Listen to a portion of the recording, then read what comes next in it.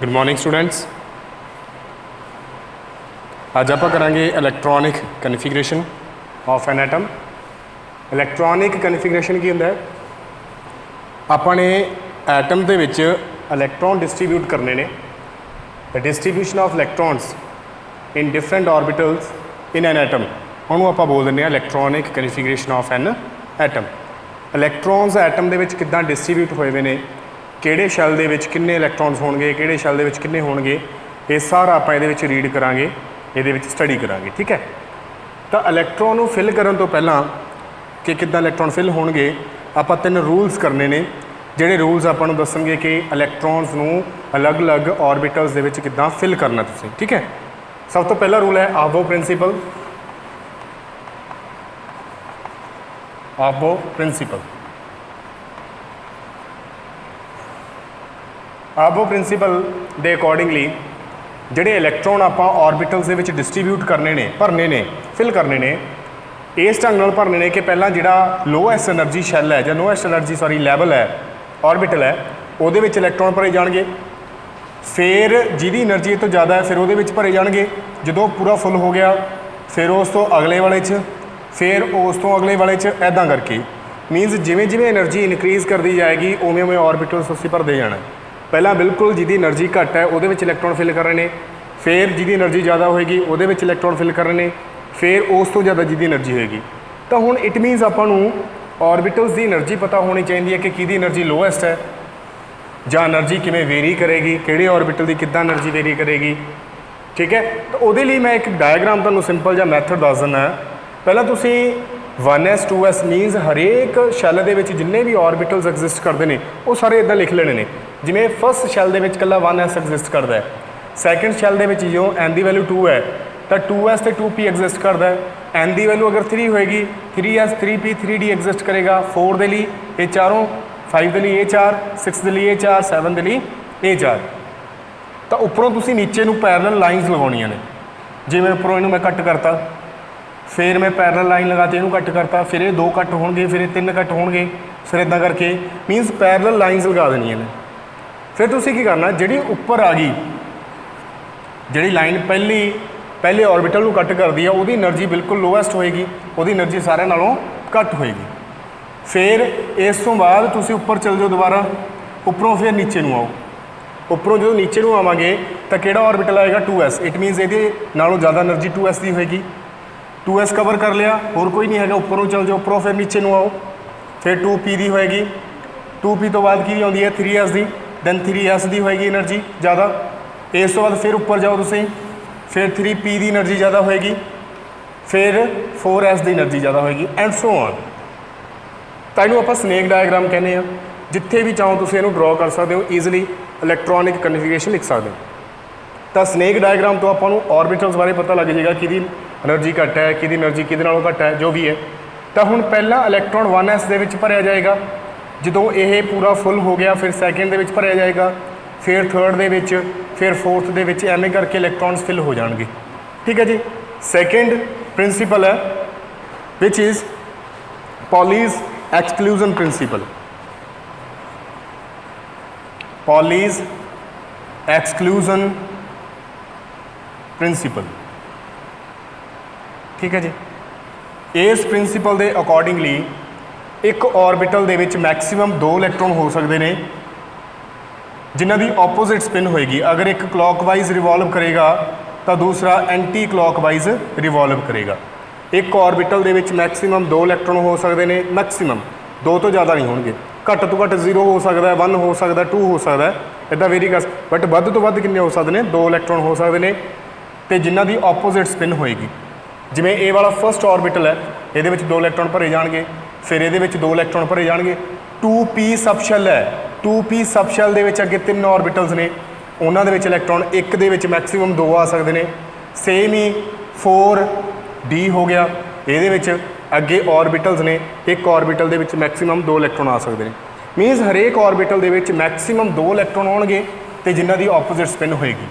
अगर एक ऑर्बिटल दे विच 2 इलैक्ट्रॉन आए होणगे तो एक दी क्लॉकवाइज स्पिन होएगी, एक दी एंटी क्लॉकवाइज स्पिन होएगी। थर्ड रूल है हंट्स रूल। हंट्स रूल ਇਸ ਦੇ ਅਕੋਰਡਿੰਗਲੀ ਕੀ ਹੈ, ਕਈ ਵਾਰ ਆਪਣੇ ਕੋਲੇ ਐਦਾਂ ਦਾ ਸਬਸ਼ੈਲ ਆ ਜਾਂਦਾ ਜਿਵੇਂ 2p ਹੈ, 2p ਦੇ ਵਿੱਚ ਅੱਗੇ ਆਪਣੇ ਕੋਲੇ 3 ऑर्बिटल्स ਆ गए। 2p ਦੇ ਵਿੱਚ 3 ऑर्बिटल्स ने px py ਐਂਡ pz। ਆਪਾਂ ਰਾਈਟ ਕੀਤਾ ਸੀ ਜਦੋਂ ਆਪਾਂ ऑर्बिटल्स ਬਾਰੇ ਪੜ੍ਹਿਆ ਸੀ। 2p ਦੇ ਵਿੱਚ px py pz 3 ऑर्बिटल्स ਆ ਗਏ। ਹੁਣ ਇਹਨਾਂ ਤਿੰਨਾਂ ਦੀ એનર્ਜੀ ਸਿਮਿਲਰ ਹੈ, ਸੇਮ ਹੈ, ਤਾਂ ਪਹਿਲਾਂ ਕਿਹਨੂੰ ਫਿਲ ਕਰੀਏ, ਬਾਅਦ ਦੇ ਵਿੱਚ ਕਿਹਨੂੰ ਫਿਲ ਕਰੀਏ। ਇਸ ਪ੍ਰੋਬਲਮ ਨੂੰ ਸੋਲਵ ਕਰਨ ਦੇ ਲਈ ਹਰ ਨੇ ਇੱਕ ਰੂਲ ਦਿੱਤਾ ਵਿਚ ਇਜ਼ ਕਿ ਪਹਿਲਾਂ ਤੁਸੀਂ ਸਿੰਗਲ ਇਲੈਕਟ੍ਰੋਨ ਫਿਲ ਕਰੋ ਇਹਨਾਂ ਦੇ ਵਿੱਚ, ਫਿਰ ਤੁਸੀਂ ਡਬਲ ਕਰਨੇ ਸ਼ੁਰੂ ਕਰਨੇ ਨੇ। ਸੋ ਪਹਿਲਾਂ ਸਿੰਗਲ ਇਲੈਕਟ੍ਰੋਨ ਫਿਲ ਕਰ ਦਿਓ, ਫਿਰ ਡਬਲ। ਇਸ ਤਰ੍ਹਾਂ ਡੀ ਦੇ ਵਿੱਚ ਵੀ ਅਗਰ ਤੁਸੀਂ ਫਿਲ ਕਰਨੇ ਨੇ ਇਲੈਕਟ੍ਰੋਨਸ, ਪਹਿਲਾਂ ਸਾਰਿਆਂ ਦੇ ਵਿੱਚ ਸਿੰਗਲ ਇਲੈਕਟ੍ਰੋਨ ਫਿਲ ਹੋਣਗੇ, ਫਿਰ ਡਬਲ ਹੋਣੇ ਸ਼ੁਰੂ ਹੋਣਗੇ। ਇਸ ਤਰ੍ਹਾਂ ਐਫ ਦੇ ਵਿੱਚ ਵੀ ਸੇਮ ਹੀ ਹੈ। ਸੋ ਇਹ 3 ਰੂਲਸ ਅਪਲਾਈ ਕਰਕੇ ਤੁਸੀਂ ਇਲੈਕਟ੍ਰੋਨਿਕ ਕਨਫੀਗਰੇਸ਼ਨ ਕਿਸੇ ਵੀ ਐਟਮ ਦੀ ਲਿਖ ਸਕਦੇ ਹੋ। ਸੋ ਆਪਾਂ ਇਲੈਕਟ੍ਰੋਨਿਕ ਕਨਫੀਗਰੇਸ਼ਨ ਲਿਖਦੇ ਹਾਂ ਐਲੀਮੈਂਟਸ ਦੀ। ਫਸਟ ਹੈ ਹਾਈਡਰੋਜਨ। ਕਿਸੇ ਵੀ ਐਲੀਮੈਂਟ ਦੀ ਇਲੈਕਟ੍ਰੋਨਿਕ ਕਨਫੀਗਰੇਸ਼ਨ ਲਿਖਣੀ ਹੋਵੇ ਤਾਂ ਉਹਦਾ ਅਟੋਮਿਕ ਨੰਬਰ ਲਿਖੋ। ਪਹਿਲਾਂ ਅਟੋਮਿਕ ਨੰਬਰ ਕੀ ਹੈ, 1 ਹੈ। ਜਿੰਨਾ ਅਟੋਮਿਕ ਨੰਬਰ ਹੋਏਗਾ ਉਨੀ ਉਹਦੇ ਵਿੱਚ ਇਲੈਕਟ੍ਰੋਨਸ ਹੋਣਗੇ। ਇਟ ਮੀਨਸ ਇੱਥੇ ਇਲੈਕਟ੍ਰੋਨ ਕਿੰਨੇ ਨੇ, 1 ਨੇ। ਇੱਕ ਇਲੈਕਟ੍ਰੋਨ ਨੂੰ ਆਪਾਂ ਡਿਸਟਰੀਬਿਊਟ ਕਰਨਾ ਹੈ, ਇਟ ਮੀਨਸ 1s1 ਆ ਗਿਆ, ਮਤਲਬ 1s ਦੇ ਵਿੱਚ ਇੱਕ ਇਲੈਕਟ੍ਰੋਨ ਭਰਿਆ ਗਿਆ।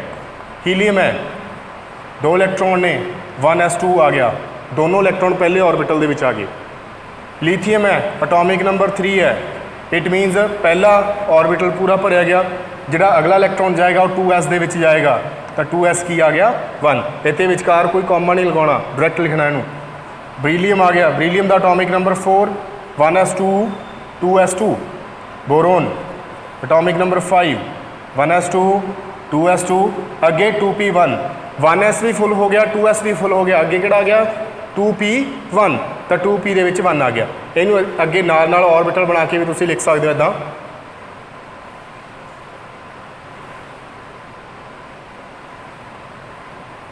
ਇੱਦਾਂ ਨਾਲ ਤੁਸੀਂ ऑर्बिटल्स ਵੀ ਡਰਾ ਕਰ ਸਕਦੇ ਹੋ। ਇੱਥੇ 2p ਆ ਗਿਆ, ਇਹਦੇ ਵਿੱਚ ਇੱਕ ਇਲੈਕਟ੍ਰੋਨ ਆ ਗਿਆ। ਨਾਓ ਨੈਕਸਟ, ਬੋਰੋਨ ਤੋਂ ਬਾਅਦ ਆ ਗਿਆ ਕਾਰਬਨ। ਕਾਰਬਨ ਦਾ atomic number 6, 1s2 2s2 2p2 ਆ ਗਿਆ। ਨਾ ਹੁਣ ਜਿਹੜੇ ऑर्बिटल्स ਨੇ, 1s ਤਾਂ ਸੇਮ ਹੀ ਰਹਿਣਾ, 2s ਵੀ ਸੇਮ ਰਹਿਣਾ। ਜਿਹੜਾ 2p ਹੈ ਇਹਦੇ ਵਿੱਚ 2 ਇਲੈਕਟ੍ਰੋਨ ਆਉਣਗੇ, ਇੱਕ ਤਾਂ ਇੱਥੇ ਆਏਗਾ, ਇੱਕ ਇੱਥੇ ਆਏਗਾ, ਇੱਥੇ ਨਹੀਂ ਫਿਲ ਕਰਨਾ ਨਾਲ। ਨਾਓ ਨੈਕਸਟ ਹੈ ਕਾਰਬਨ ਤੋਂ ਬਾਅਦ ਆ ਗਿਆ ਨੈਕਸਟ ਆਕਸੀਜਨ। ਕਾਰਬਨ ਤੋਂ ਬਾਅਦ ਆਏਗਾ ਆਕਸੀਜਨ। ਆਕਸੀਜਨ ਦਾ atomic number 8, 1s2 2s2 2p3, sorry nitrogen ਰਹਿ ਗਿਆ ਪਹਿਲਾਂ 7 ਅਟੋਮਿਕ ਨੰਬਰ ਵਾਲਾ, 2p3 ਆ ਗਿਆ। ਮੀਨਸ ਇੱਥੇ p ਦੇ ਵਿੱਚ ਕਿੰਨੇ ਇਲੈਕਟ੍ਰੋਨਸ ਆ ਜਾਣਗੇ, 3 ਇਲੈਕਟ੍ਰੋਨਸ, ਸਿੰਗਲ ਇਲੈਕਟ੍ਰੋਨ ਫਿਲ ਹੋਣਗੇ। ਨੈਕਸਟ ਆ ਗਿਆ ਆਕਸੀਜਨ। ਆਕਸੀਜਨ ਦਾ ਅਟੋਮਿਕ ਨੰਬਰ ਹੁੰਦਾ ਹੈ 8, 1s2 2s2 2p4। ਇੱਥੇ p ਦੇ ਵਿੱਚ ਆ ਜਾਣਗੇ 4 ਇਲੈਕਟ੍ਰੋਨ, ਯਾਨੀ ਕਿ ਡਬਲ ਹੋਣੇ ਸ਼ੁਰੂ ਹੋ ਜਾਣਗੇ। ਨਾਓ ਨੈਕਸਟ ਆ ਗਿਆ ਆਕਸੀਜਨ ਤੋਂ ਬਾਅਦ ਆ ਗਿਆ ਫਲੋਰੀਨ। 9 ਅਟੋਮਿਕ ਨੰਬਰ ਹੈ, 1s2 2s2 2p5। p ਦੇ ਵਿੱਚ ਮੈਂ ਇਲੈਕਟ੍ਰੋਨ ਇਕੱਲੇ ਲਿਖ ਰਿਹਾ, s ਤੇ 1s ਤੇ 2s ਵਾਲੇ ਨਹੀਂ ਲਿਖ ਰਿਹਾ, ਉਹ ਤੁਸੀਂ ਨਾਲ ਲਿਖ ਲੈਣੇ ਨੇ। ਨੈਕਸਟ ਆ ਗਿਆ ਆਪਣੇ ਕੋਲੇ ਨਿਓਨ। ਨਿਓਨ ਦਾ atomic number 10, 1s2 2s2 2p6, ਯਾਨੀ ਕਿ p ਪੂਰਾ ਫੁੱਲ ਹੋ ਗਿਆ ਇੱਥੇ। ਕਲੀਅਰ? ਤਾਂ 1s 2s ਤੇ 2p 10 ਤੱਕ ਫਿਲ ਹੋ ਗਏ। ਜਿਹੜਾ 11 ਅਟੋਮਿਕ ਨੰਬਰ ਹੈ ਸੋਡੀਅਮ ਹੈ, ਫਿਰ ਮੈਗਨੀਸ਼ੀਅਮ, ਐਲੂਮੀਨੀਅਮ, ਇੱਦਾਂ ਕਰਕੇ ਪਹਿਲੇ 30 ਐਲੀਮੈਂਟਾਂ ਦੀ ਤੁਸੀਂ ਇਲੈਕਟ੍ਰੋਨਿਕ ਕਨਫੀਗਰੇਸ਼ਨ ਲਿਖ ਕੇ ਦੇਖਣੀ ਆ। ਪ੍ਰੋਬਲਮ ਕਿੱਥੇ ਆਏਗੀ, ਇੱਕ ਤਾਂ 24 ਤੇ ਇੱਕ 29 ਤੇ। 24 ਐਂਡ 29 ਕਾਪਰ ਹੈ, 24 ਕ੍ਰੋਮੀਅਮ ਹੈ। ਇੱਥੇ ਇਲੈਕਟ੍ਰੋਨਿਕ ਕਨਫੀਗਰੇਸ਼ਨ ਥੋੜੀ ਜਿਹੀ ਚੇਂਜ ਕਰ ਜਾਏਗੀ, ਉਹ ਆਪਾਂ ਪੜਾਂਗੇ ਕਿ ਕਿਉਂ ਚੇਂਜ ਕਰਦੀ ਹੈ।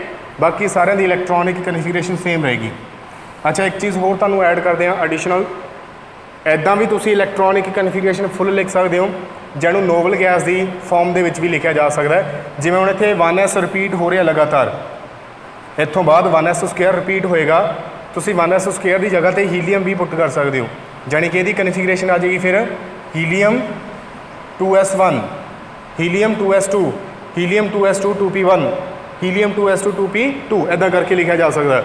ਇਸ ਤੋਂ ਇਲਾਵਾ ਅਗਰ ਤੁਸੀਂ 11ਵਾਂ ਅਟੋਮਿਕ ਨੰਬਰ ਦਾ ਇਲੈਕਟ੍ਰੋਨਿਕ ਕਨਫੀਗਰੇਸ਼ਨ ਲਿਖੋਗੇ, ਉੱਥੇ ਬਾਕੀ ਸਾਰੀ ਇਹ ਤਾਂ ਰਿਪੀਟ ਕਰੇਗੀ, 3s1 आ जाएगा।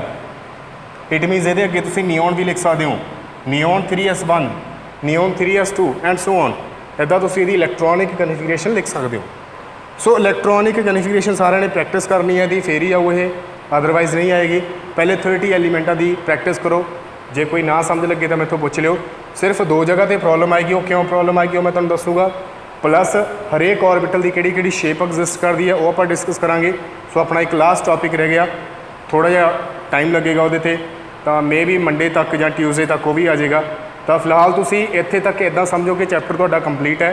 1-2 टॉपिक ने जिहड़े विच रहिंदे ने वो आपां कंप्लीट कर लांगे। सो सैकेंड चैप्टर इत्थे तक कंप्लीट हो गया, इनू चंगी तरह रीड कर लो। अगर कोई प्रॉब्लम है तो मैनूं दस दिओ।